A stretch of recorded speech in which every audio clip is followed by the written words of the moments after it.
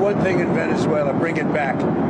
It's a dead country right now. It's a country that, frankly, we would have been, if I had lost the election, we would have been a dead country.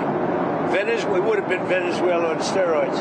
Venezuela right now is a dead country. We have to bring it back, and we're going to have big investments by the oil companies to bring back the infrastructure. And the oil companies are ready to go. They're going to go in, they're going to rebuild the infrastructure. You know, we built it to start off with many years ago. They took it away. You can't do that. You can't do that with me. They did it with other presidents. How soon do you think an election can take place in Venezuela? How soon can an election take place? Well, I think we're looking more at getting it fixed, getting it ready first, because it's a mess. The country is a mess. It's been horribly run. The oil is just flowing at a very low level, much lower than, even if it was badly run, it should have more income, more oil than what they're doing. So we're going to have the big oil companies go in. They're going to fix the infrastructure. They're going to invest money.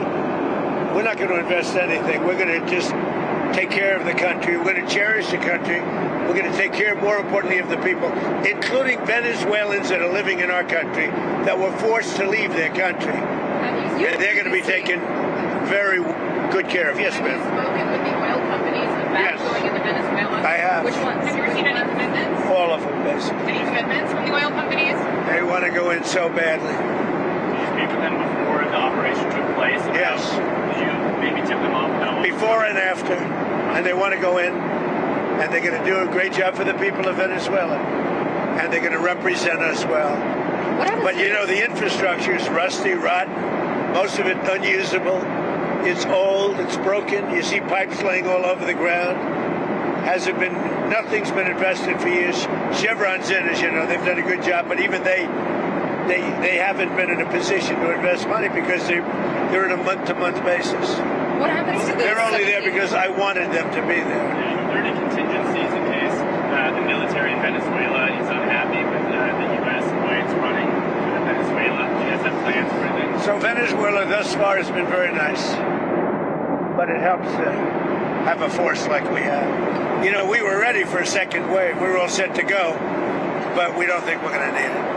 There's about $17 billion worth of oil reserves in Venezuela. More. Is that going to be... You mean trillion? And is that going to be Did you something... say billion or trillion? I said billion. You said 17 billion? It's much more than that. Okay, so what is going to happen to those reserves? Well, we're going to run everything. We're going to run it, fix it. We'll have elections at the right time. But the main thing you have to fix, it's a broken country. There's no money. There's inflation. Like we would have had, if I didn't win this election, we would have been Venezuela on steroids. Lindsay would know that. You might say something on that because we were talking before.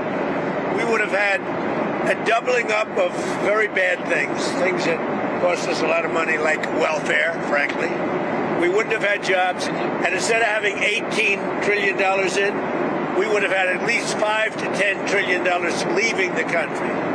So our costs would have gone up, and all of the money we're setting a record. It's long broken. And that's it. That's after 10 months.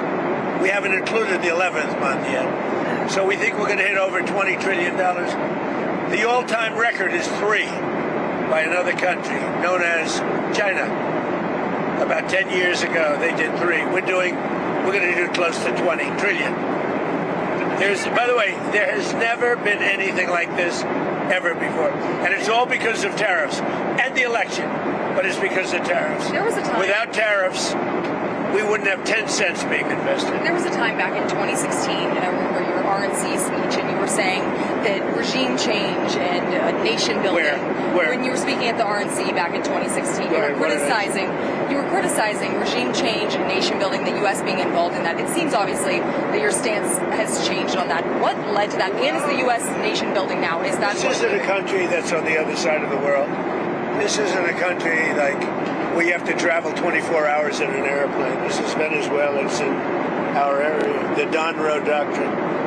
So is that what you would say, that we're in the business of nation building? No, now? we're in the business of having countries around us that are viable and successful, and where the oil is allowed to freely come out because that's good. It gets the prices down.